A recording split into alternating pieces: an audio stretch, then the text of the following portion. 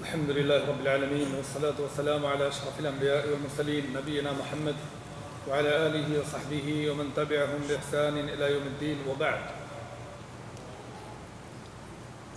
تمام تعریفیں اس اللہ کے لیے لائق و زیبا ہیں جو اس کائنات کا خالق، مالک، مدبر، منتظم اور معبود برحق ہے، اور بے شمار درود و صلاۃ ہو ذات بابرکات پہ جس کا نام نامی اسم گرامی محمد ہے، علیہ افضل الصلوات و اتم التسلیم. حاضرین مسجد،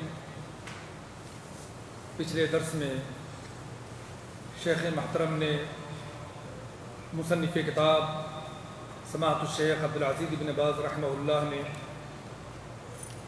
نماز کے مسائل کی ابتدا نماز کی شرطوں سے کیا، یعنی ان چیزوں کو بیان فرمایا جو نماز میں داخل ہونے سے پہلے نماز کی صحت کے لیے ضروری ہے، جنہیں ہم شروط صلاۃ یا شروط نماز کہتے ہیں. اگر ان شرطوں میں سے کوئی ایک شرط بھی مفقود ہو تو پھر نماز صحیح نہیں ہوتی. پھر اس کے بعد شیخ نے ان اعمال کو یا ان اقوال و افعال کو بیان فرمایا ہے جو نماز کے اندر ہے، اور نماز کے اندر جو اقوال، افعال یا اعمال ہیں ان کی 3 قسمیں ہیں. پہلی قسم جسے ارکان کہتے ہیں، دوسری جسے واجبات صلاۃ کہتے ہیں، اور تیسری جسے سنن کہتے ہیں. ارکان یہ رکن کی جمع ہے. رکن کے لغوی معنی ہوتے ہیں وہ مضبوط کونا، وہ مضبوط حصہ جو کسی چیز کے اندر ہو، اور اصطلاح میں کہتے ہیں نماز کے وہ اعمال جن سے مل کر نماز تیار ہوتی ہے،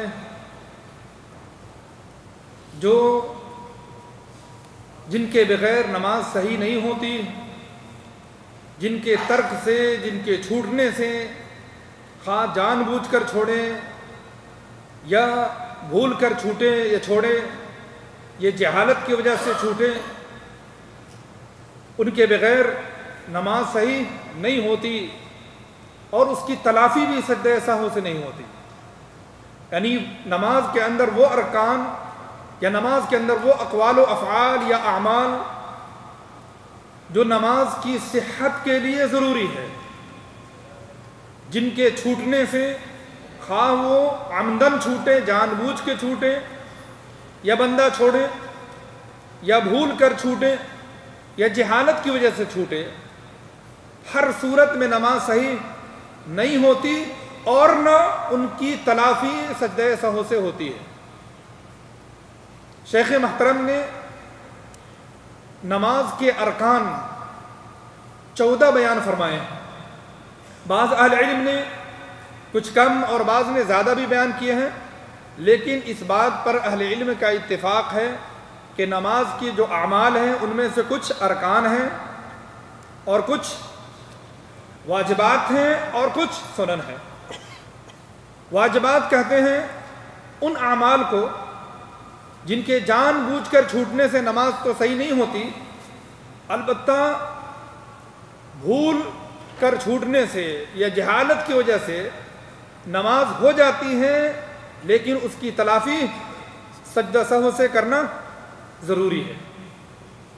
اور سنن کہتے ہیں ان اعمال کو جن کے چھوٹنے سے نماز ہو جاتی ہے، خواہ جان بوجھ کر بندہ چھوڑ دے یا بھول کر چھوڑ دے، ہر صورت میں نماز صحیح ہوتی ہیں، البتہ اس کو کرنے سے ثواب میں اضافہ ہوتا ہے اور نہ کرنے سے ثواب میں کمی آتی ہے۔ یہ نماز کے اعمال ہیں، نماز کے اقوال و افعال ہیں، بعض ارکان ہیں، بعض واجبات ہیں اور بعض سنن ہیں۔ واجبات جیسا کہ میں نے بتایا، مصنف کتاب علامہ عبدالعزیز بن باز رحمہ اللہ نے ارکان صلاۃ، نماز کے ارکان 14 بیان فرمائے جن کے بغیر نماز صحیح نہیں ہوتی۔ سب سے پہلا رکن وہ ہے قیام۔ قدرت کی صورت میں قیام یہ نماز کا رکن ہے، یعنی اگر کوئی شخص قدرت کے باوجود نماز کے اندر قیام نہ کرے، کھڑا نہ ہو، تو اس کی نماز صحیح نہیں ہوتی۔ اللہ نے قرآن حکیم میں فرمایا وَقُومُوا لِلَّهِ قَانِتِينَ، اور حضرت عمران بن حسین رضی اللہ تعالیٰ عنہ کی حدیث ہے، وہ کہتے ہیں کہ میں نے نبی اکرم صلی اللہ علیہ وسلم سے نماز کے بارے میں پوچھا۔ اس سے پہلے حدیث کے اندر ہے کہ کانت بی بواسیر، مجھے بواسیر کا مرض تھا، میرے لیے کھڑا ہونا بسا اوقات مشکل تھا۔ میں نے آپ صلی اللہ علیہ وسلم سے پوچھا تو آپ نے فرمایا صلی قائما، کھڑے ہو کر نماز پڑھو، فَإِن لَّمْ تَسْتَطِعْ فَقَاعِدًا، اگر کھڑا نہیں ہو سکتے تو بیٹھ کر پڑھو، اور اگر بیٹھ بھی نہیں سکتے تو پہلو کے بل لیٹ کر کے پڑھو۔ یعنی قدرت کی شکل میں یا قدرت کی حالت میں کھڑا ہونا یہ نماز کے لیے ضروری ہے۔ امام ابن حزم نے تمام اہل علم کا اس بات پر اجماع نقل کیا ہے کہ قیام قدرت کی صورت میں نماز کا رکن ہے۔ وہیں انہوں نے یہ بھی اجماع نقل کیا ہے کہ تمام اہل علم کا اس بات پر بھی اتفاق ہے کہ اگر کوئی شخص کھڑے ہونے سے عاجز ہو، بیماری کی وجہ سے یا کسی اور وجہ سے، تو اس سے یہ رکن کیا ہے؟ ساقط۔ گویا نماز کے ارکان میں سے اہم رکن یہ قیام ہے، اور یہ اجماعی مسئلہ بھی ہے۔ البتہ عجز کی صورت میں، عاجزی کی صورت میں یا مرض کی صورت میں یہ رکن کیا ہے؟ ساقط ہے۔ اس پر بھی اہل علم کا اجماع ہے۔ دوسرا رکن ہے تکبیر تحریمہ یا تکبیر احرام۔ نماز کے اندر جو تکبیرات ہیں ان میں سے صرف تکبیر تحریمہ ہی یہ نماز کا رکن ہے۔ یعنی اگر کوئی شخص تکبیر تحریمہ چھوڑ دے تو اس کی نماز صحیح نہیں ہوتی۔ اللہ کے رسول صلی اللہ علیہ وسلم نے اس شخص کو جس نے نماز پڑھنے میں غلطی کی، بار بار نماز پڑھ کر کے آپ صلی اللہ علیہ وسلم کے پاس آیا اور آپ نے دوبارہ پھر اسے نماز پڑھنے کا، نماز دہرانے کا حکم دیا۔ اسی میں یہ ہے اذا قمت الى الصلاة فکبر، جب آپ نے اسے نماز کا طریقہ بتایا تو فرمایا جب تم نماز کے لیے کھڑے ہو تو کیا کہو؟ تکبیر کہو۔ یعنی نماز میں داخل ہونے کے لیے تکبیر تحریمہ کیا ہے؟ ضروری ہے۔ اور حضرت علی رضی اللہ تعالیٰ عنہ کی مرفوع حدیث ہے کہ آپ صلی اللہ علیہ وسلم نے فرمایا مفتاح الصلاة الطہور، نماز کی کنجی جس سے آدمی نماز میں داخل ہوتا ہے وہ طہارت ہے، وتحریمها التکبیر، اور نماز کے اندر بندہ داخل ہوتا ہے اور داخل ہونے کے بعد وہ تمام چیزوں جو غیر نماز میں نماز سے پہلے حرام تھی حلال تھی وہ حرام ہو جاتی ہیں تکبیر تحریمہ سے۔ یعنی جیسے ہی یہ بندہ تکبیر تحریمہ کہتا ہے وہ نماز میں داخل ہو جاتا ہے، اور جب وہ نماز میں داخل ہو جاتا ہے تو جو چیزیں اب تک اس کے لیے حلال تھی وہ کیا ہو جاتی ہے؟ حرام ہو جاتی ہے۔ وَتَحْلِيلُهَا التَّسْلِيمُ، اور جو چیزیں تکبیر تحریمہ کے ذریعے سے حرام ہو گئی تھی، پھر سلام پھیرنے سے وہ کیا ہو جاتی ہے؟ حلال ہو جاتی ہے۔ اس حدیث پاک سے پتہ ہی چلا کہ تکبیر تحریمہ یہ ضروری ہے اور یہ نماز کا رکن ہے۔ تیسرا رکن ہے سورہ فاتحہ پڑھنا۔ تیسرا رکن ہے سورہ فاتحہ ہر رکعت کے اندر پڑھنا، خواہ صحیح قول کے مطابق خواہ امام ہو، مقتدی ہو، منفرد ہو، مسبوق ہو، سب کے لیے سورہ فاتحہ پڑھنا یہ ضروری ہے، کیونکہ حضرت عبادہ بن صامت رضی اللہ تعالیٰ عنہ کی حدیث ہے کہ آپ صلی اللہ علیہ وسلم نے فرمایا لا صلاة لمن لم يقرأ بفاتحة الكتاب، اس شخص کی نماز نہیں جس نے سورہ فاتحہ کو نہیں پڑھا۔ اور حضرت ابو ہریرہ رضی اللہ تعالیٰ عنہ کی حدیث بھی صحیح مسلم کے اندر ہے کہ آپ صلی اللہ علیہ وسلم نے فرمایا من صلی صلاة لم يقرأ فيها بفاتحة الكتاب فهي خداج خداج غیر تمام، کہ جس نے بھی نماز پڑھی اور اس نے سورہ فاتحہ نہیں پڑھی اس کی نماز ناقص ہے، نامکمل ہے۔ یہ اور ان جیسی دیگر احادیثیں مبارکہ سے اہل علم نے اس بات پر استدلال کیا ہے کہ سورہ فاتحہ یہ نماز کا رکن ہے، نماز کا حصہ ہے، اس کے بغیر نماز نہیں ہوتی۔ اور صحیح قول کے مطابق یہ امام کے لیے بھی ضروری ہے، مقتدی کے لیے بھی ضروری ہے، اکیلے نماز پڑھنے والے کی ضروری ہے، اور جو نماز کے اندر بیچ میں داخل ہوتا ہے جسے مسبوق کہتے ہیں اس کے لیے بھی ضروری ہے۔ تمام کے لیے سورہ فاتحہ پڑھنا ضروری ہے کیونکہ یہ نماز کا رکن ہے۔ چوتھا رکن ہے رکوع کرنا۔ رکوع یہ نماز کا رکن ہے، بغیر رکوع کے رکعت نہیں ہوتی، نماز صحیح نہیں ہوتی۔ اللہ نے قرآن حکیم میں فرمایا یا ایھا الذین آمنوا ارکعوا واسجدوا، اے ایمان والوں رکوع کرو اور سجدہ کرو۔ حضرت ابو ہریرہ رضی اللہ تعالیٰ عنہ کی حدیث ہے وہ جس کا ذکر پہلے آیا، جس کو حدیث مسیح صلاۃ کہتے ہیں۔ آپ صلی اللہ علیہ وسلم نے فرمایا، اس کے اندر ہے ثم ارکع حتی تطمئن راکعا، پھر رکوع کرو یہاں تک کہ تم اطمینان کے ساتھ رکوع کرو۔ اس حدیث کے اندر کہ جس میں آپ صلی اللہ علیہ وسلم نے اس شخص کو جس کو صحیح طور پہ نماز پڑھنی نہیں آتی تھی، جب آپ نے نماز کا طریقہ سکھایا تو آپ نے رکوع کرنے کا حکم دیا۔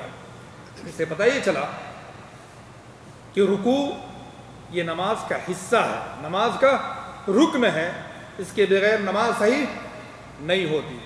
پانچواں رکن ہے الرفع من الرکوع والاعتدال قائما، رکوع کے بعد اطمینان کے ساتھ کھڑا ہونا۔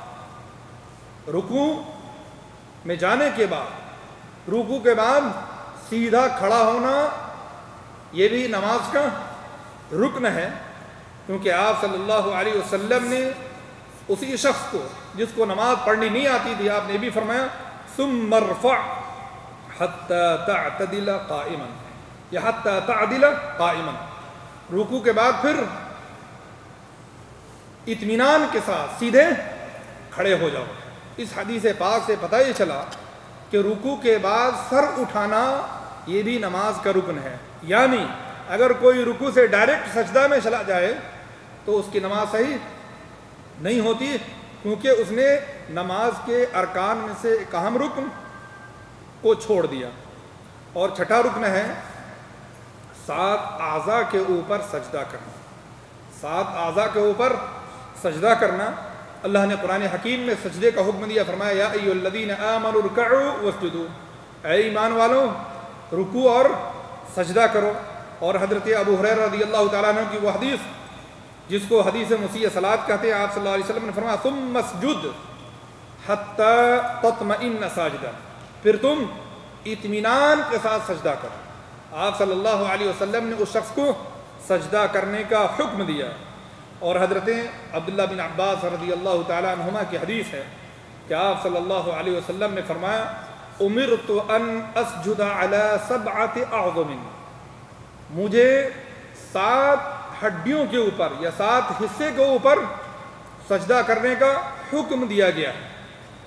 علی الجبہہ، آپ صلی اللہ علیہ وسلم نے پیشانی کا ذکر کرنے کے بعد اپنی ناک کی طرف اشارہ کیا، یعنی پیشانی اور ناک، والیدین دونوں ہاتھ، والرکبتین دونوں گھٹنے، واطراف القدمین اور پاؤں دونوں پاؤں کی انگلیاں، ان ساتوں کے اوپر یہ سجدہ کرنا ضروری ہے۔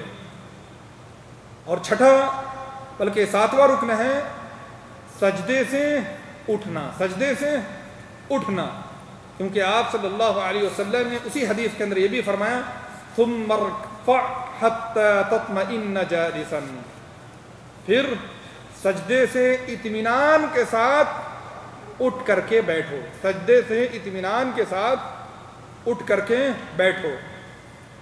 اور آٹھواں رکن ہے الجلسۃ بین السجدتین، دو سجدے کے درمیان بیٹھنا، دو سجدے کے درمیان بیٹھنا، یعنی پے در پہ سجدہ نہیں کرنا بلکہ ایک سجدہ کرنے کے بعد اٹھنا، پھر دوسرا سجدہ کرنا اور ان دونوں کے درمیان تھوڑی دیر بیٹھنا، کیونکہ آپ صلی اللہ علیہ وسلم نے اسی حدیث کے اندر فرمایا حتی تطمئن جالسا، سجدے کے بعد اطمینان کے ساتھ بیٹھنا، یہ بھی نماز کا رکن ہے۔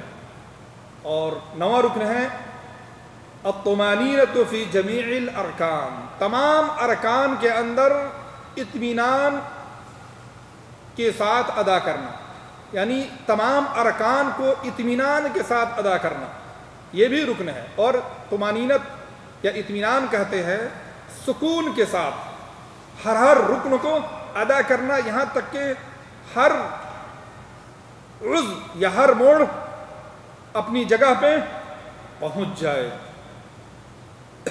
کیونکہ آپ صلی اللہ علیہ وسلم نے اس شخص کو نماز سکھائی تو رکوع میں، سجدہ میں اور سجدے سے اٹھ کر کے، رکوع سے اٹھ کر کے ہر جگہ آپ نے فرمایا حتی تطمئن، حتی تطمئن، یعنی اطمینان سے رکوع کرو، اطمینان سے سجدہ کرو، اطمینان سے رکوع کے ساتھ اٹھو، اطمینان سے سجدے کے ساتھ اٹھو۔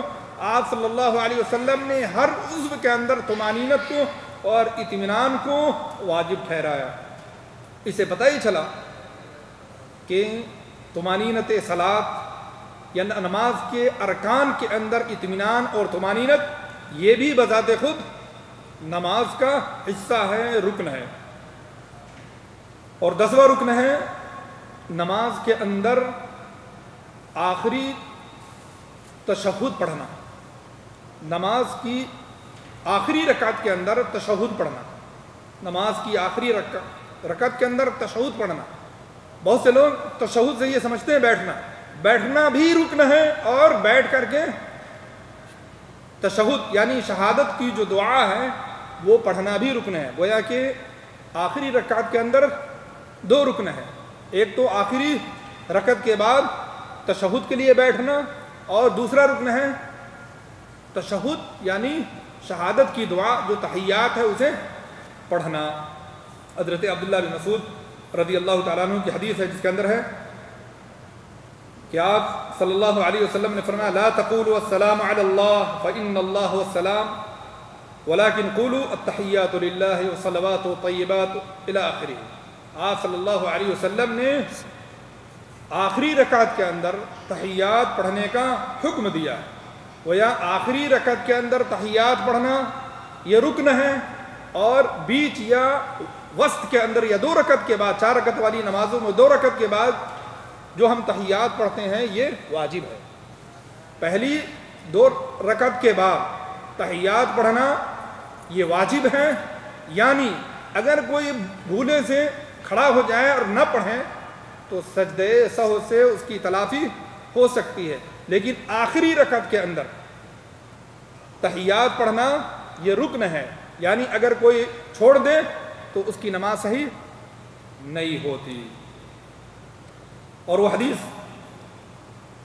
کہ آپ صلی اللہ علیہ وسلم کے مشہور صحابی حضرت عبداللہ بن مسعود کہتے ہیں، نسائی کی روایت ہے كُنَّا نَقُولُ فِي الصَّلَاةِ قَبْلَ أَن يُفْرَضَ التَّشَهُّدِ، ہم نماز میں تشہد فرض ہونے سے پہلے، تشہد کے فرض ہونے سے پہلے، حضرت عبداللہ بن مسعود فرما رہے ہیں تشہد کے فرض ہونے سے پہلے ہم نماز میں پڑھتے تھے السلام علی اللہ، السلام علی جبریل، السلام علی میکائیل، تو آپ صلی اللہ علیہ وسلم نے فرمایا لا تقولوا ہکذا، یہ مت پڑھو، بلکہ فإن اللہ السلام، اللہ سبحانہ و تعالیٰ خود سلام ہے، بلکہ یہ پڑھو التحیات للہ والصلوات الطیبات۔ اس حدیث پاک کے اندر یہ صراحت موجود ہے کہ تشہد کے فرض ہونے سے پہلے ہم یہ پڑھتے تھے، گویا تشہد یہ کیا ہے؟ فرض ہے۔ تشہد کیا ہے؟ فرض ہے، لیکن یہاں فرض سے مراد آخری تشہد ہے، نہ کہ بیچ کے اندر جو تشہد ہے وہ ہے۔ اور 11واں رکن ہے آخری تشہد کے لیے بیٹھنا۔ اس کا مطلب یہ ہے کہ ایک شخص تشہد تو پڑھتا ہے لیکن بیٹھتا نہیں ہے، کھڑے کھڑے پڑھ لیتا ہے اور سلام پھیر دیتا ہے۔ آخری رکعت کے اندر اس نے سورہ فاتحہ پڑھنے کے بعد کھڑے کھڑے تشہد پڑھ لیا تکبیر کہہ کے، تو اس کی نماز ہوگی؟ نہیں ہوگی۔ کیوں؟ جس طریقے سے تشہد پڑھنا یہ رکن ہے، اسی طریقے سے تشہد کے لیے بیٹھنا بھی رکن ہے، کیونکہ آپ صلی اللہ علیہ وسلم نے تشہد کو بیٹھ کر کے پڑھا ہے، اور آپ صلی اللہ علیہ وسلم نے یہ حکم دیا ہے صلو کما رأیتمونی اصلی، تم ویسے ہی نماز پڑھو جیسا کہ تم مجھے نماز پڑھتے ہوئے دیکھتے ہو۔ اسے پتہ ہی چلا کہ آپ صلی اللہ علیہ وسلم نے پوری زندگی تشہد بیٹھ کر کے پڑھا ہے، اور تشہد کے لیے آپ نے بیٹھا بھی ہے، لہذا نماز کے اندر تشہد کے لیے بیٹھنا بھی یہ ضروری ہے، رکن ہے، نماز کا حصہ ہے۔ اور 12واں رکن ہے نبی اکرم صلی اللہ علیہ وسلم پہ آخری تشہد میں درود بھیجنا، یعنی درود پڑھنا۔ آخری تشہد کے اندر تحیات کے بعد درود پڑھنا، کیونکہ اللہ نے قرآن حکیم میں فرمایا ان اللہ وملائکتہ یصلون علی النبی یا ایھا الذین آمنوا صلوا علیہ وسلموا تسلیما، کہ اللہ اور اللہ کے فرشتے یہ نبی پر درود بھیجتے ہیں، اے ایمان والو تم بھی اس کے اوپر درود و سلام بھیجو۔ اور حضرت کعب بن عجرہ رضی اللہ تعالیٰ عنہ کی حدیث ہے، اس کے اندر ہے یا رسول اللہ، انہوں نے عرض کیا یا رسول اللہ قد علمنا کیف نسلم علیک، ہمیں تو یہ معلوم ہو گیا کہ ہم آپ کے اوپر سلام کیسے بھیجیں، فکیف نصلی علیک، اب ہم آپ پر درود کیسے پڑھیں یا درود کیسے بھیجیں؟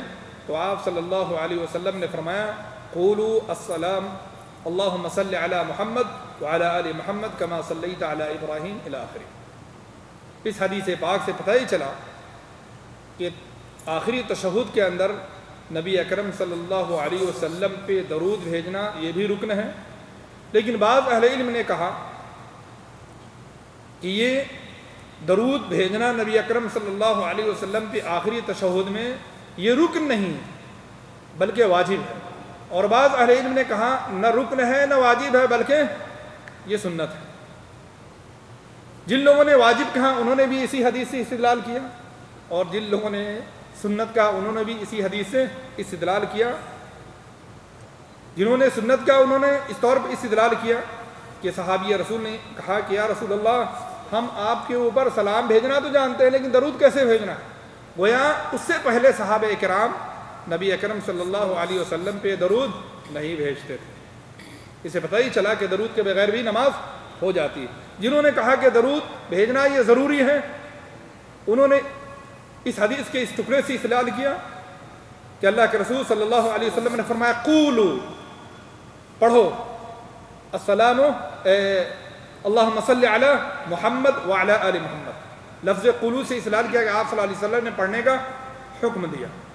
اور جنہوں نے کہا کہ یہ واجب ہے انہوں نے بھی اسی حدیث سے اور اسی ٹکڑے سے استدلال کیا کہ آپ صلی اللہ علیہ وسلم نے جو حکم دیا ہے یہ امر ہے، اور امر واجب کے لیے آتا ہے، یہ رکن کے لیے اس کی دلالت کے لیے دیگر دلیلوں کی ضرورت ہے اور دیگر دلیلیں اس باب میں نہیں ہیں۔ خلاصہ یہ کہ نماز کے اندر اسے پڑھنا ہے، اس پر تو سارے اہل علم متفق ہیں، لیکن اسے رکن کہیں گے کہ واجب کہیں گے کہ سنت کہیں گے، اس میں اختلاف ہیں۔ لیکن مصنف کتاب علامہ عبدالعزیز بن باز رحمہ اللہ کی ترجیح کے مطابق نماز کے اندر درود بھیجنا، آخری تشہد کے اندر درود بھیجنا، یہ نماز کا رکن ہے، نماز کا حصہ ہے، اس کے بغیر نماز نہیں ہوتی۔ اور 13واں رکن ہے نماز کے ارکان کے اندر ترتیب۔ اس کا مطلب یہ ہے کہ پہلے تکبیر تحریمہ ہو، پھر اس کے بعد آدمی قیام کرے، پھر رکوع کرے، پھر سجدہ کرے۔ یہ جو ترتیب، جس ترتیب سے ہم نماز پڑھتے ہیں، یہ ترتیب بھی بذات خود رکن ہے۔ اگر کوئی اس ترتیب کو پلٹ دیتا ہے، پہلے رکوع کر لیتا ہے بعد میں قیام کرتا ہے، یا پہلے سجدہ کرتا ہے بعد میں رکوع کرتا ہے، تو اس کی نماز صحیح نہیں ہوگی، کیونکہ اس نے رکن کو چھوڑا ہے۔ کیونکہ آپ صلی اللہ علیہ وسلم نے پوری زندگی اسی ترتیب کے ساتھ نماز پڑھی، اور آپ نے اس شخص کو جس کو نماز پڑھنی نہیں آتی تھی، آپ نے ترتیب کے ساتھ نماز پڑھنا آپ نے اسے سکھایا۔ اس سے پتہ ہی چلا کہ نماز کے جو ارکان ہیں، ان ارکان کے درمیان ترتیب بھی ضروری ہے۔ اور 14واں اور آخری رکن جس کا ذکر شیخ محترم نے اس عظیم کتاب کے اندر کیا ہے، وہ ہے تسلیم، دو سلام، جس کے ذریعے سے ہم نماز سے نکلتے ہیں۔ کیونکہ حضرت علی رضی اللہ تعالیٰ عنہ کی مرفوع حدیث ہے جس کا ذکر آیا کہ تحریمھا التکبیر، نماز کے اندر بندہ تکبیر تحریمہ سے داخل ہوتا ہے، وہ تحلیل ہوا التسلیم، اور نماز سے نکلتا ہے سلام سے۔ اور آپ صلی اللہ علیہ وسلم نے پوری زندگی نماز سے دو سلام سے نکلے ہیں، اور آپ نے یہ بھی حکم دیا صلو کما رأیتمونی اصلی، لہذا سلام کے ذریعے سے نماز سے نکلنا یہ بھی نماز کے ارکان میں سے ایک اہم رکن ہے۔ اگر کوئی شخص آخری تشہد کے بعد درود پڑھ کے دیگر دعاؤں کو پڑھ کر کے کسی اور دیگر عمل سے نماز کے ذریعے سے نکلتا ہے تو اس کی نماز صحیح نہیں ہوتی، کیونکہ اس نے ایک اہم رکن سلام کو چھوڑا ہے۔ یہ شیخ محترم کی ترجیح کے مطابق ارکان ہیں، گویا نماز کے اندر 14 ارکان ہیں۔ نماز کے اندر یہ وہ 14 ارکان ہیں جن کے بغیر نماز نہیں ہوتی۔ اگر ان میں سے کوئی ایک رکن بھی چھوٹ جائے، خواہ وہ چھوڑنے والا جان بوجھ کے چھوڑیں یا بھول چوک کر کے چھوڑے یا جہالت کی وجہ سے چھوڑیں، جس وجہ سے بھی چھوڑیں، اس کی نماز صحیح نہیں ہوتی، اور نہ ان کی تلافی یا ان کا تدارک جو ہے وہ سجدہ سہو سے ہوتا ہے۔ اس کے بعد شیخ نے اگلے درس کے اندر نماز کے واجبات کو بیان فرمایا، یعنی وہ اقوال و افعال جو نماز کے لیے ضروری تو ہے، لیکن اگر کوئی شخص بھول کر کے اسے چھوڑ دے یا بھول کر کے چھوٹ جائے تو وہ ساقط ہے اور اس کی تلافی سجدہ سہو سے ہو جاتی ہے۔ خلاصہ یہ کہ وہ کون سے اعمال کہ اگر بھول کر کے چھوٹ جائے تو اس کی تلافی سجدہ سہو سے ہو جاتی ہے، ان کا ذکر شیخ محترم نے کیا۔ اور شیخ کی ترجیح کے مطابق نماز کے اندر 8 واجبات ہیں۔ نماز کے اندر کتنے واجبات؟ 8 واجبات ہیں، یعنی اگر ان میں سے کوئی بھول کر کے چھوٹ جائے تو اس کی تلافی سجدہ سہو سے ہو جاتی ہے۔ پہلا واجب ہے نماز کے اندر تمام تکبیرات سوائے تکبیر تحریمہ کے۔ تکبیر تحریمہ رکن ہے، تکبیر تحریمہ کے علاوہ جتنی بھی تکبیرات ہیں یہ کیا ہے؟ رکوع میں جانے کے لیے، رکوع سے اٹھنے کے لیے، سجدے میں جانے کے لیے، سجدے سے اٹھنے کے لیے، وہ جو تمام تکبیرات ہیں یہ تمام تکبیرات یہ واجب ہیں سوائے تکبیر تحریمہ کے کہ وہ رکن ہے۔ حضرت انس رضی اللہ تعالیٰ عنہ کی مرفوع حدیث ہے کہ آپ صلی اللہ علیہ وسلم نے فرمایا انما جعل الامام لیؤتم به، امام اسی لیے ہے کہ اس کی اقتداء کی جائے۔ فَإِذَا كَبَّرَ فَكَبِّرُوا، جب امام تکبیر کہے تو تم بھی کیا کہو؟ تکبیر کہو۔ اور حضرت ابن عباس رضی اللہ تعالیٰ عنہما کی حدیث ہے، حضرت اکرمہ کہتے ہیں رأیت رجلا عند المقام يكبر في كل خفض ورفع، میں نے ایک شخص کو مقام ابراہیم کے پاس اٹھتے اور نیچے جاتے ہوئے تکبیر کہتے ہوئے دیکھا۔ وَإِذَا قام وَإِذَا وضع فأخبرت ابن عباس رضی اللہ عنہما فقال اوليس تلك صلاة النبي صلی اللہ علیہ وسلم لا ام لک، کیا تمہیں نہیں معلوم کہ نبی اکرم صلی اللہ علیہ وسلم کی یہی نماز تھی۔ خلاصہ یہ کہ نماز کے اندر جو تکبیرات ہیں وہ تکبیرات یہ واجب ہے سوائے تکبیر تحریمہ کے، یعنی ان میں سے کسی تکبیر کو نمازی بھول جائے تو اس کی تلافی سجدہ سہو سے ہو جائے گی۔ دوسرا واجب ہے رکوع کے اندر سبحان ربی العظیم پڑھنا، رکوع کے اندر سبحان ربی العظیم پڑھنا۔ رکوع رکن ہے، رکوع کرنا رکن ہے، اور رکوع کے اندر رکوع کی دعا پڑھنا سبحان ربی العظیم یا دیگر دعائیں یہ کیا ہے؟ واجب ہے۔ حضرت حذیفہ رضی اللہ تعالیٰ عنہ کی مرفوع حدیث ہے فَكَانَ يَقُولُ فِي رُكُوعِهِ سُبْحَانَ رَبِّيَ الْعَظِيمِ، آپ صلی اللہ علیہ وسلم اپنے رکوع کے اندر سبحان ربی العظیم پڑھا کرتے تھے۔ اور یہ حدیث بھی کہ آپ صلی اللہ علیہ وسلم نے فرمایا وَأَمَّا الرُّكُوعُ فَعَظِّمُوا فِيهِ الرَّبَّ عَزَّ وَجَلَّ، رکوع کے اندر اپنے رب کی تعظیم بیان کرو، یعنی رب کی تعظیم پر مبنی جو دعائیں ہیں وہ دعائیں پڑھو۔ اور تیسرا واجب ہے رکوع کے بعد اٹھتے ہوئے سمع اللہ لمن حمیدہ پڑھنا، سمع اللہ لمن حمیدہ پڑھنا یہ بھی نماز کے اندر واجب ہے۔ البتہ یہ امام اور مقتدی دونوں کے لیے واجب ہے یا صرف امام اور منفرد کے لیے واجب ہے، اہل علم کے درمیان اختلاف ہیں۔ علامہ ابن باز رحمہ اللہ کی ترجیح کے مطابق سمیع اللہ لمن حمیدہ کہنا امام کے لیے بھی ضروری ہے اور مقتدی کے لیے بھی ضروری ہے، دونوں کے لیے ضروری ہے۔ حضرت ابو ہریرہ رضی اللہ تعالیٰ عنہ کی حدیث مرفوع حدیث ہے ثم یقول سمع اللہ لمن حمیدہ، آپ صلی اللہ علیہ وسلم جب رکوع سے سر اٹھاتے ہیں تو سمع اللہ لمن حمیدہ فرماتے اذا رفع صلبہ من الرکوع، اور آپ صلی اللہ علیہ وسلم نے سمع اللہ لمن حمیدہ کے ذریعے سے رکوع سے سر اٹھایا ہے، اور آپ نے فرمایا صلو کما رأیتمونی اصلی، تم ایسے ہی نماز پڑھو جیسا کہ تم مجھے نماز پڑھتے ہوئے دیکھتے ہو۔ اس سے پتہ ہی چلا کہ سمیع اللہ لمن حمیدہ کہنا یہ ضروری ہے، واجب ہے۔ البتہ امام اور مقتدی دونوں کے لیے واجب ہے یا صرف امام کے لیے واجب ہے مقتدی کے لیے نہیں ہے، اس میں اہل علم کا اختلاف ہے۔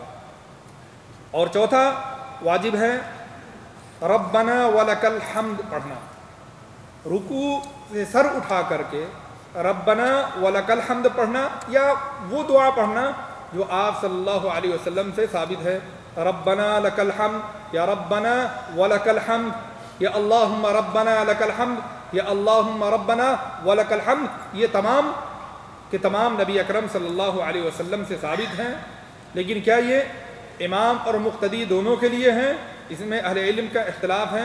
شیخ ابن باز رحمہ اللہ کی ترجیح کے مطابق امام اور مقتدی دونوں کے لیے یہ واجب ہے۔ حضرت ابو ہریرہ رضی اللہ تعالیٰ عنہ کی مرفوع حدیث ہے کہ آپ صلی اللہ علیہ وسلم ثم یقول وہو قائم، جب آپ رکوع سے کھڑے ہوتے تو یہ دعا پڑھتے ربنا ولک الحمد۔ اور مقتدی کے لیے کیوں؟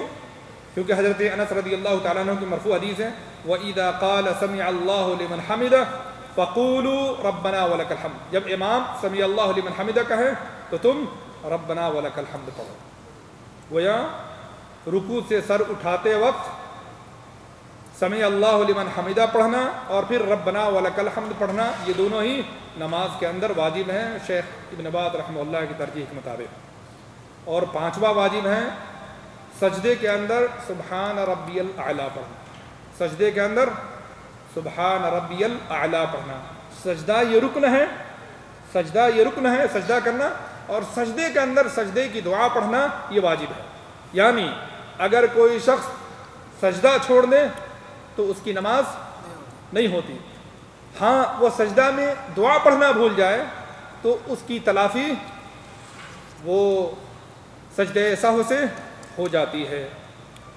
حضرت حذیفہ رضی اللہ تعالیٰ عنہ کی مرفوع حدیث ہے، لمبی حدیث کے اندر ہے ثم سجد، پھر آپ صلی اللہ علیہ وسلم نے سجدہ کیا اور فرمایا سبحان ربی الاعلیٰ۔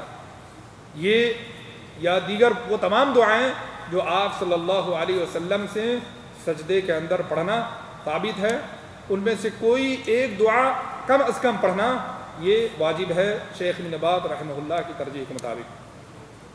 اور چھٹا واجب ہے رب اغفر لی بین السجدتین، یعنی دو سجدے کے درمیان، دو سجدے کے درمیان رب اغفر لی کم از کم پڑھنا، یہ شیخ ابن باز رحمہ اللہ کی ترجیح کے مطابق یہ واجب ہے، کیونکہ حضرت حذیفہ رضی اللہ تعالیٰ عنہ کی مرفوع حدیث ہے، اس کے اندر ہے وَكَانَ يَقُولُ، پھر آپ صلی اللہ علیہ وسلم ایک سجدے کے بعد جب اٹھتے تھے دو سجدے کے درمیان یہ دعا پڑھتے تھے رب اغفر لی، رب اغفر لی، یا رب اغفر لی ورحمنی، یا وہ دعائیں جو آپ صلی اللہ علیہ وسلم سے دو سجدے کے درمیان پڑھنا ثابت ہے، ان میں سے کوئی ایک دعا بھی کم از کم پڑھنا یہ واجب ہے۔ اور ساتواں واجب ہے نماز کے اندر پہلا تشہد، نماز کے اندر پہلا تشہد، یعنی 4 رکعت والی نمازوں میں یا 2 رکعت سے زیادہ جو ہے والی نمازوں میں، 4 رکعت یا 3 رکعت والی نمازوں کے اندر 2 رکعت کے بعد بیٹھ کر کے تشہد پڑھنا یہ بھی واجب ہے۔ حضرت عبداللہ بن مسعود رضی اللہ تعالیٰ عنہ کی حدیث ہے علمنا رسول اللہ صلی اللہ علیہ وسلم ان نقول اذا جلسنا فی الرکعتین، آپ صلی اللہ علیہ وسلم نے 2 رکعت کے بعد بیٹھ کر کے آپ صلی اللہ علیہ وسلم نے ہمیں یہ دعا پڑھنا سکھایا التحیات للہ والصلوات والطیبات السلام علیک ایھا النبی ورحمۃ اللہ وبرکاتہ الی آخرہ۔ اس حدیث پاک سے پتہ ہی چلا کہ پہلا تشہد یہ واجب ہے، البتہ آخری تشہد یہ رکن ہے۔ اور 8واں اور آخری واجب شیخ ابن باز رحمہ اللہ کی ترجیح کے مطابق وہ پہلے تشہد کے لیے بیٹھنا، آخری تشہد پڑھنا اور آخری تشہد کے لیے بیٹھنا یہ دونوں ہی رکن ہیں، لیکن پہلی 2 رکعت کے بعد تحیات پڑھنا اور تحیات پڑھنے کے لیے بیٹھنا یہ دونوں ہی کیا ہے؟ واجب ہے، یہ دونوں ہی کیا ہے؟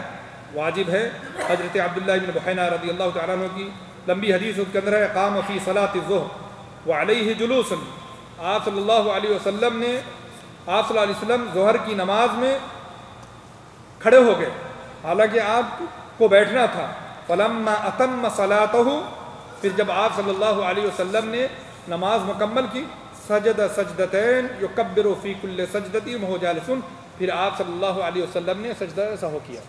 اس سے پتہ ہی چلا کہ پہلا تشہد یہ واجب ہے، تبھی تو آپ صلی اللہ علیہ وسلم نے چھوٹنے کی وجہ سے کیا کیا؟ سجدہ سہو کیا۔ اور نماز کے اندر ہر وہ عمل جس کے بھول چوک کر چھوٹنے سے جس کا تدارک یا جس کی تلافی سجدہ سہو سے ہوتی ہے اس کے کیا کہتے ہیں؟ واجب کہتے ہیں۔ یہ شیخ ابن باز رحمہ اللہ کی ترجیح کے مطابق یہ نماز کے واجبات ہیں۔ گویا نماز کی شرطوں کے بعد شیخ نے نماز کے ارکان بیان فرمائے ہیں، اور نماز کے ارکان ان اقوال و افعال کو کہتے ہیں جن کے بغیر نماز صحیح نہیں ہوتی، جو نماز کا حصہ ہے، جن کے چھوٹنے سے نماز نہیں ہوتی، جان بوجھ کر اگر چھوڑے تب بھی، یا بھول چوک کر چھوٹ جائے تب بھی، یا جہالت کی وجہ سے چھوٹ جائے، ہر صورت میں نماز نہیں ہوتی، اور اس کی کوئی تلافی، کوئی تدارک کسی دیگر عمل سے، سجدہ سہو سے یا کسی اور چیز سے نہیں ہوتی۔ اس کے بعد شیخ رحمہ اللہ نے ان اعمال کو بیان فرمایا ہے جو نماز کے اندر ضروری تو ہیں، اگر کوئی شخص انہیں جان بوجھ کر چھوڑ دے تو نماز نہیں ہوتی، لیکن اگر بھول چوک کر چھوٹ جائے، بھول کر کے چھوٹ جائے تو وہ ساقط ہے، البتہ اس کی تلافی کے لیے سجدہ سہو کرنا یہ ضروری ہے۔ اللہ سبحانہ و تعالی ہمیں اور آپ کو، دنیا کے تمام مسلمانوں کو دین کے مسائل کو سمجھنے اور اس پر عمل کرنے کی توفیق دے۔ السلام علیکم ورحمۃ اللہ وبرکاتہ، وصلی اللہ علی نبینا محمد وعلی آلہ وصحبہ اجمعین۔ انہوں نے یہ سوال کیا کیا جمعہ کی نماز کے لیے کم سے کم 40 آدمی کا ہونا ضروری ہے؟ ایک ساتھی کا کہنا ہے کہ اگر 40 آدمی نہ ہوں تو ظہر کی نماز پڑھنی ہے۔ جی، مذہب موجود ہے، خاص مذہب جسے آپ جانتے ہیں، جن کے ہاں کئی ایسی شرطیں ہیں جمعے کے لیے جو شرطیں حقیقت میں دلائل کی بنیاد پر ثابت نہیں ہیں، اور وہ ہیں کہ جمعے کی اقامت کے لیے، جمعے کے قائم کرنے کے لیے شہر کا ہونا ضروری ہے۔ ان کے ہاں گاؤں اور دیہات میں، قریے میں اور بادیے میں جمعے کی نماز صحیح نہیں ہوتی۔ اور انہی شرطوں میں سے ایک شرط یہ بھی ہے کہ 40 آدمی کا ہونا ضروری ہے، یعنی 40 آدمی سے کم ہو اگر ان کے ہاں تو نماز نہیں ہوتی. لیکن ایسی کوئی شرط آپ صلی اللہ علیہ وسلم نے نہیں لگائی، نہ آپ نے شہر کی شرط لگائی ہے، بلکہ آپ صلی اللہ علیہ وسلم کے زمانے میں جہاں جمعے کی نماز قائم ہوئی، مسجد جواتھا میں جو آج بھی حفوف کے اندر ہیں، اس زمانے میں وہ شہر نہیں تھا، قریہ تھا، اور بعض لوگوں کے مطابق وہ بادیہ تھا، دیہات تھا. اس کے باوجود وہاں جمعے کی نماز قائم ہوئی. یہ اس بات کی واضح دلیل ہے کہ جمعے کے لیے شہر کا ہونا ضروری نہیں ہے. اور آج خود اس مذہب کے ماننے والے اس شرط کی مخالفت کرتے ہیں. ان کے مذہب میں نماز صحیح نہیں ہوتی، لیکن شاید کوئی ایسا گاؤں اور دیہات ہو اس مذہب کے ماننے والوں کا جہاں جمعے کی نماز نہیں پڑھتے. لہذا اسی شرط کی طرح یہ شرط بھی دلیلوں سے ثابت نہیں ہے. جس طریقے سے دیگر جماعت کے لیے کم از کم 2 آدمی کا ہونا ضروری ہے، بعض اہل علم نے کہا 4 آدمی، بعض نے کہا 3، یعنی اگر 4 آدمی بھی ہے اور وہ مقیم ہے، مسافر نہیں ہے، تو وہ جمعے کی نماز پڑھے گا. جمعے کی نماز پڑھے گا.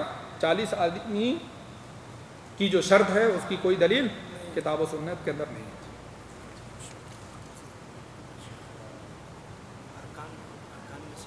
ارکان میں جو آپ نے بتایا کہ اگر ارکان چھوٹ جائیں تو ہماری نماز نہیں ہوتی. جی، اس کی حالت یہ بتائی کہ اگر جان بوجھ کر چھوٹے یا بھول کر کے چھوٹے اور اس کی تلافی بھی نہیں ہوتی، جہالت میں چھوٹے. جی جی. اگر مجبوری میں، یعنی کہ جیسا کہ ابھی انڈیا پاکستان میں ہوتا ہے یا ہمارے یہاں سبھی ہوتا ہے، ابھی مجبوری میں ہم لوگ امام کے پیچھے نماز پڑھتے ہیں، وہاں 5واں ارکان، 7واں ارکان اور 9واں ارکان پورا نہیں ہوتا. یعنی کہ رکوع کے بعد اطمینان سے کھڑنا اور سجدے میں اطمینان سے بیٹھنا اور تمام ارکانوں کو اطمینان سے پورا کرنا. جی جی، انہوں نے بہت اہم سوال کیا. انہوں نے جو سوال کیا اس کا خلاصہ یہ ہے کہ ہند و پاک کے اندر خصوصاً رمضان المبارک کے اندر بعض امام اتنی سرعت کے ساتھ خصوصاً تراویح کی نماز پڑھتے ہیں کہ وہ نہ ارکان مکمل ادا کر پاتے ہیں اور نہ تمام ارکان کے درمیان جو طمانینت اور جو اطمینان ہے اس کو کر پاتے ہیں. حضرت عبداللہ ابن عمر رضی اللہ تعالیٰ عنہ نے کہا ان الرجل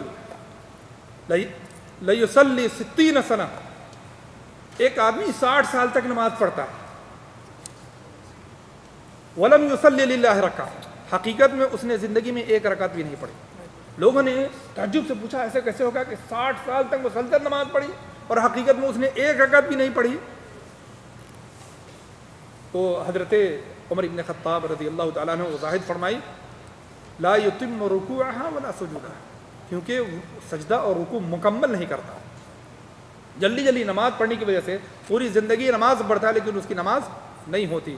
ایسے ہی دیگر اہل علم نے کہا ان الرجل لیشیب فی الاسلام، ایک آدمی نماز پڑھتے پڑھتے بوڑھا ہو جاتا ہے لیکن حقیقت میں اس نے ایک دن بھی نماز نہیں پڑھی بلکہ ایک رکعت بھی نماز نہ پڑھی، کیونکہ اس نے نماز کے اندر جو ارکان ہے ان ارکان کو یا ان میں سے کوئی رکن کو چھوڑا ہے.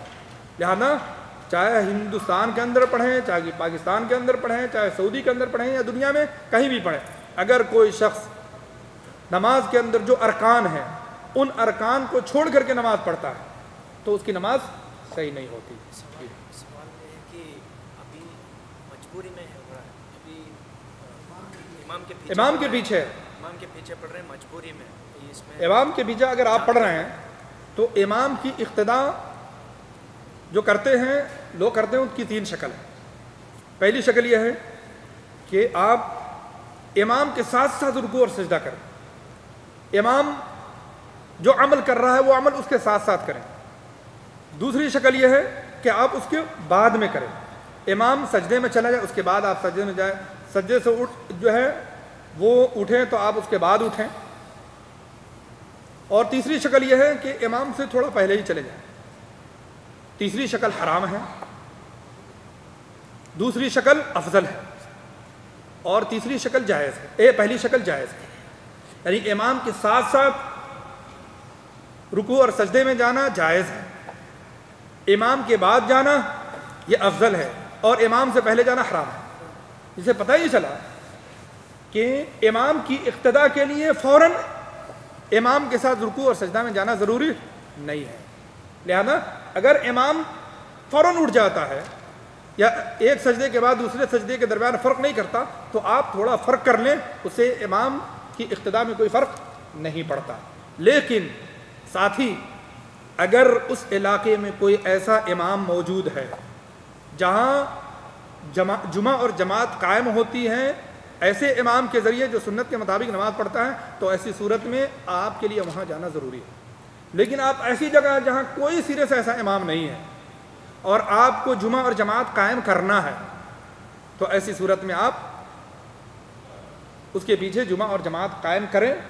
اگر کسی طرح بھی شکل نہیں بنتی ہے تو پھر ایسی صورت میں بعض اہل علم نے کہا کہ آپ جمعہ بھی پڑھیں اور جماعت بھی پڑھیں اور اس نماز کو دہرا لیں. سمجھ رہے ہیں جی؟ کیونکہ جہاں یہ طمانینت یہ رکن ہے یا نماز کے ارکان ہیں اور نماز کے واجبات ہیں, اسی طریقے سے جمعہ اور جماعت کو قائم کرنا بھی واجب ہے, جس کو بہت سے لوگ نہیں سمجھتے. کہتے ہیں امام جی بدعتی ہے, امام فاسق ہے, امام فلاں ڈکان.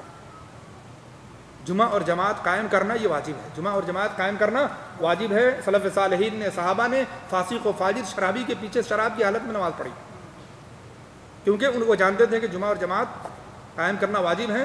اور آپ صلی اللہ علیہ وسلم نے جو وصیتیں فرمائیں یا قرب قیامت کی جو نشانیاں اور علامتیں بیان فرمائی, ان میں سے یہ بھی کہ ایسے عمرہ بھی آئیں گے جو نماز کو کیا کریں گے, ٹال مٹول کے نماز پڑھیں گے, تاخیر کر کے نماز پڑھیں گے, منافقین کی طرح پڑھیں گے.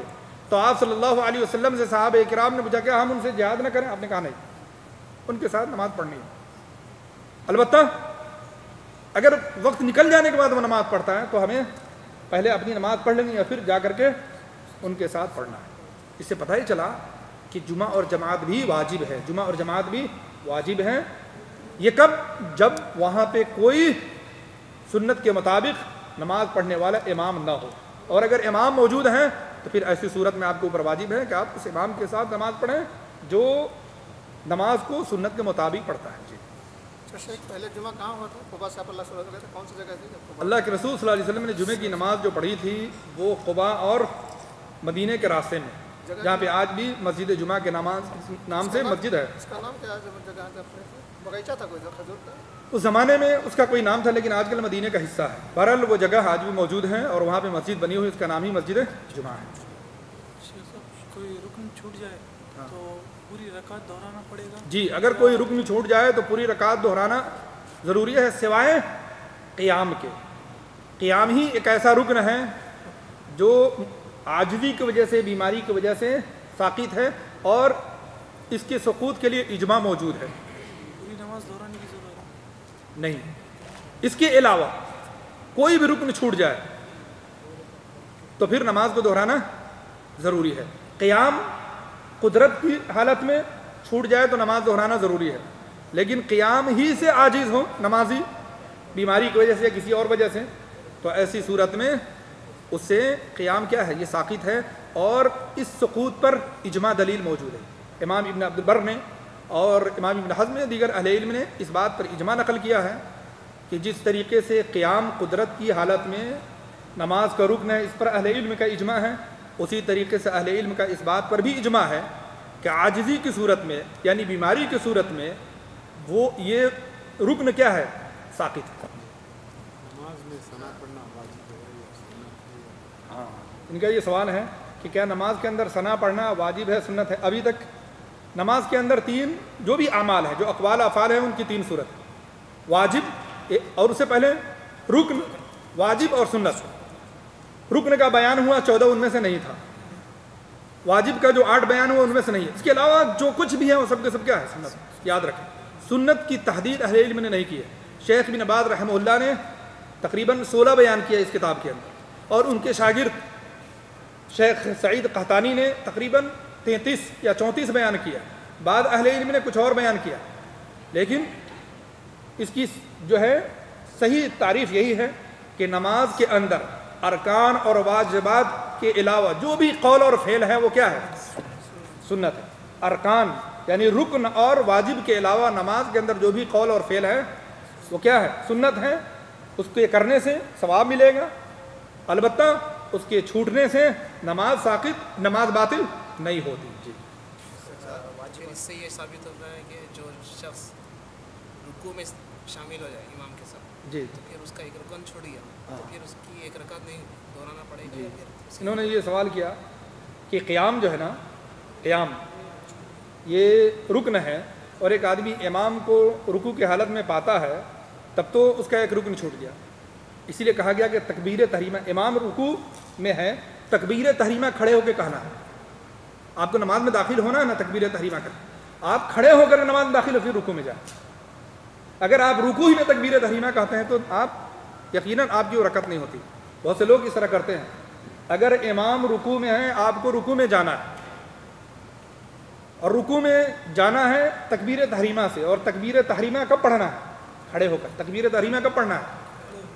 کھڑے ہو کر آپ پڑھیں اور رکوع میں جائیں۔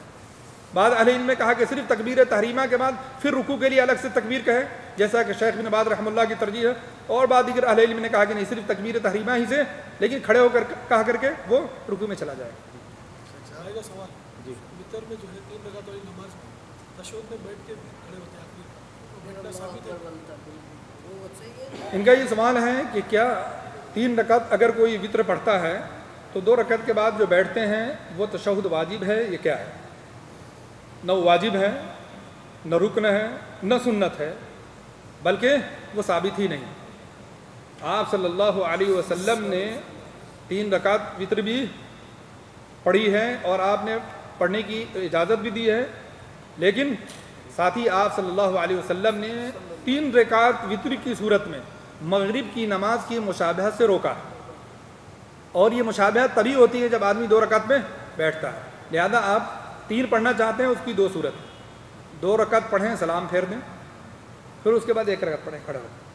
دوسری صورت یہ ہے کہ 3 رکعت لگاتار پڑھیں بغیر تشہد میں بیٹھے ہوئے، جو ہمارے یہاں ہند و پاک میں لوگ پڑھتے ہیں اور خاص مذہب ہے، اس کی کوئی دلیل کتاب و سنت سے نہیں ہے، بلکہ کتاب و سنت کی جو دلیل ہے اس کے خلاف ہے۔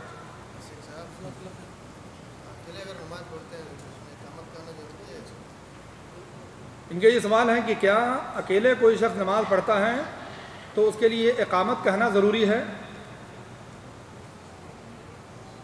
اقامت کہنا ضروری تو نہیں ہے، البتہ اقامت کہنا افضل ہے۔ اقامت کہنا افضل ہے، اقامت کے ساتھ اکیلے نماز پڑھنا یہ افضل ہے۔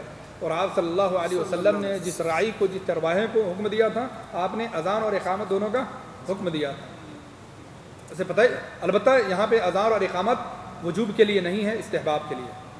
جی ربنا ولک الحمد پڑھنا جی واجبات میں ہے، جی اور ایک دعا ہے ربنا ولک الحمد۔ جی کوئی بھی، آپ صلی اللہ علیہ وسلم سے بہت سی، ربنا ولک الحمد حمدا کثیرا طیبا مبارکا فی ملء السماوات وملء الارض وملء ما شئت من شیء بعد اهل الثناء والمجد احق ما قال العبد وقل لنا لك عبد اللهم لا مانع لما اعطيت ولا معطي لما منعت ولا ينفع ذا الجد منك الجد۔ یہ اور بھی دعائیں آپ صلی اللہ علیہ وسلم سے ثابت ہیں۔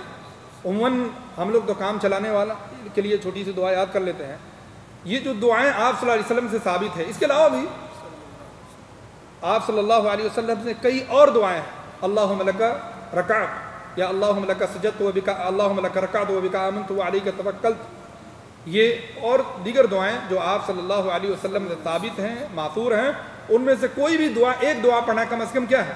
یہ واجب ہے۔ امام کے پیچھے نماز پڑھو، جی سورہ فاتحہ جو پڑھ رہے ہیں، جی اس سے پہلے امام رکوع میں چلے گئے، اپنی کمپلیٹ نہیں ہوئی، جی تو اس ٹائم پہ کیا کرنا ہے؟ امام ان کا یہ سوال ہے کہ امام کے پیچھے سورہ فاتحہ تو پڑھنا ہے، لیکن ہم نے امام کو رکوع میں پایا یا امام کو قیام میں پایا، لیکن اتنا وقت نہیں پایا کہ ہم سورہ فاتحہ پڑھ سکیں، تو کیا ایسی صورت میں ہماری رکعت ہوگی یا نہیں ہوگی؟ یہ مسئلہ بھی مختلف فی ہے۔ یہ مسئلہ بھی کیا ہے؟ مختلف فی ہے۔ جمہور اہل علم، ائمہ اربعہ، بلکہ امام احمد بن حنبل جو اجماع نقل کرنے میں بڑے محتاط ہیں، انہوں نے بھی صحابہ کرام کا اجماع نقل کیا ہے کہ اگر کوئی شخص امام کو رکوع میں پالے تو اس کی رکعت ہو جاتی ہے، امام کو رکوع میں پالے تو اس کی رکعت ہو جاتی ہے۔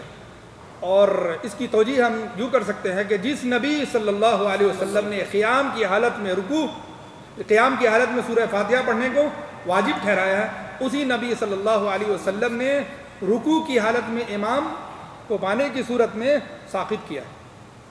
گویا اگر کوئی شخص امام کو رکوع کی حالت میں پاتا ہے تو صحیح قول کے مطابق اس کی رکعت ہو جائے گی۔ یہی جمہور اہل علم کا موقف ہے، یہی ائمہ اربعہ کا موقف ہے، اور امام احمد بن حنبل نے صحابہ کرام کا اجماع نقل کیا ہے۔ اور اس زمانے میں جتنے محقق اہل علم ہیں، شیخ ابن باز ہوں، شیخ ابن عثیمین ہوں، شیخ البانی ہوں، بلکہ اگر آپ کو بہت زیادہ دلائل چاہیے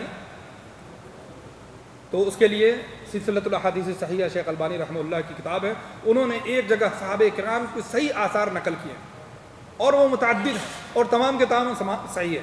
لہذا صحیح یہی ہے کہ رکوع سے رکعت ہو جاتی ہے، سوائے امام بخاری کے اور بعض اہل علم کے جو متاخر ہیں، کسی سے بھی رکوع کی حالت میں سورہ فاتحہ کی وجہ سے رکعت کا نہ ہونا یہ ثابت نہیں ہے۔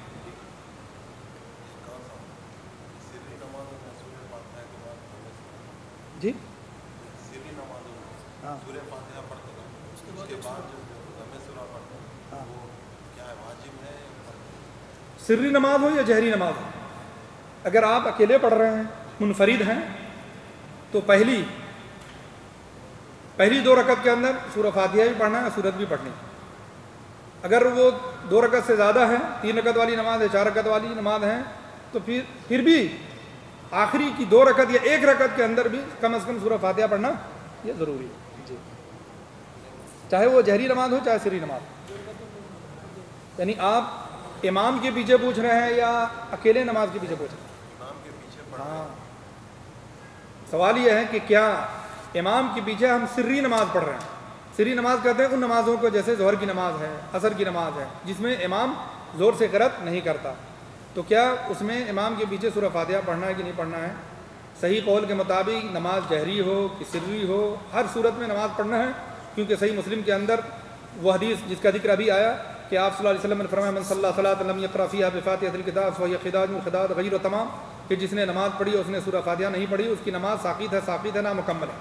اسی حدیث کے اندر قیل لابی ہریرہ انا نکون وراء الامام، حضرت ابو ہریرہ سے لوگوں نے پوچھا کہ ہم امام کے پیچھے ہوتے ہیں، تو کہا اقرأ بہا فی نفسک، تم کیا پڑھو، چپکے سے پڑھو۔ اور یہ حدیث عام ہے یا ان کا یہ فتویٰ عام ہے جس کے اندر سری بھی نماز داخل ہے اور جہری بھی نماز داخل ہے، اور یہی راجح موقف ہے۔ یہی کیا ہے؟ راجح موقف ہے۔ البتہ شیخ البانی رحمہ اللہ کی ترجیح کے مطابق سری نماز میں سورہ فاتحہ پڑھنا امام کے پیچھے واجب ہے اور جہری نمازوں میں یہ واجب نہیں ہے۔ اس لیے انہوں نے جو صفت صلاۃ النبی کے اندر باب باندھا ہے نسخ القراءۃ فیما جہر فیہ رسول اللہ، کہ جہری نمازوں کے اندر سورہ فاتحہ پڑھنا کیا ہے؟ منسوخ۔ ہاں کیا ہے؟ استخارے کی جو نماز ہے وہ عام نمازوں کی طرح 2 رکعت ہے، عام نمازوں کی طرح 2 رکعت ہے، اس کے بعد دعا ہے۔ نماز کی کیفیت میں کوئی فرق نہیں ہے، نماز کی کیفیت میں کوئی فرق نہیں ہے جی۔ ہاں، جو اعمال فرض نماز میں ہیں وہی اعمال سنن کے اندر بھی ہے، وہی اعمال نوافل کے اندر ہے، سوائے ان اعمال کے جس کی رخصت حدیثوں سے ثابت ہے۔ گویا فرض نماز اور سنت نماز میں ایک بڑا فرق یہ ہے کہ فرض نمازوں کے اندر قیام قدرت کی شکل میں رکن ہے، واجب ہے، یہ رکن ہے، فرض ہے، ضروری ہے۔ لیکن نفل نماز ہے یا فرض کے علاوہ کوئی بھی نماز ہے تو اس میں قیام یہ رکن نہیں ہے۔ یعنی اگر کوئی شخص قدرت کے باوجود سنت پڑھتا ہے یا نفل پڑھتا ہے بیٹھ کر کے تو اس کی نماز صحیح ہے، البتہ اسے آدھا ثواب ملے گا، البتہ اسے آدھا ثواب ملے گا۔